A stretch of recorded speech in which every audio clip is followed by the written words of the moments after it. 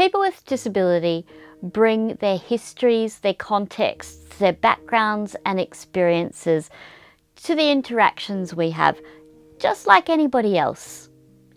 This means that in order to be respectful, we take into account the history of disability and what people may have experienced in their lives. The history of disability and the potential experiences of the people that we're working with include removal from family, forced sterilisation, not being able to earn money, not being allowed to work, being paid very poorly, experiences of violence and abuse, having medical intervention that was involuntary.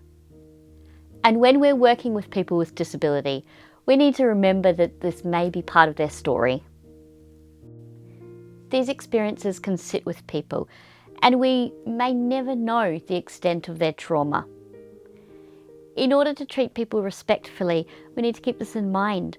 And so when we see something that might be previously labelled as bad behaviour, it could actually be someone struggling to communicate their needs. It could be someone who has arrived with a lot of stress, arriving to where we are now, having been mistreated or abused. And when we support people with disability, we need to remember that this is the real history of the people that we're working with. A trauma-informed way of working means that we respond by acknowledging what the person is trying to communicate. It's not actually how they communicate, it's what they're trying to tell us. We don't talk about bad behaviour anymore. It's inappropriate.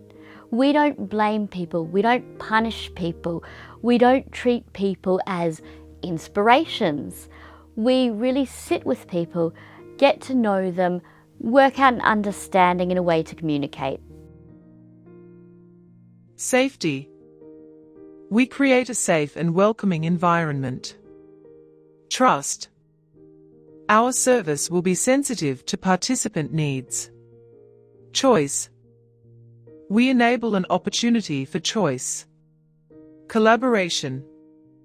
We support by doing with, not doing to. Empowerment. We work to empower people. Diversity. We respect the differences and diversity of our participants.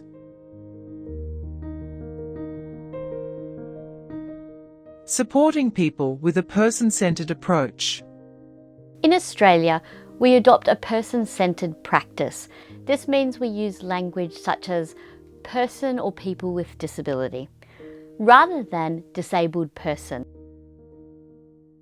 A person-led approach supports the person at the center of the service and involved in making decisions about their life. Considers each person's life experience, age, gender, culture, heritage, language, beliefs, and identity. Requires flexibility and support to suit the person's wishes and priorities. Are strengths-based, people are acknowledged as the experts in their life. It's important when working with people with disability that we value their contribution, we show acceptance, and we facilitate opportunity.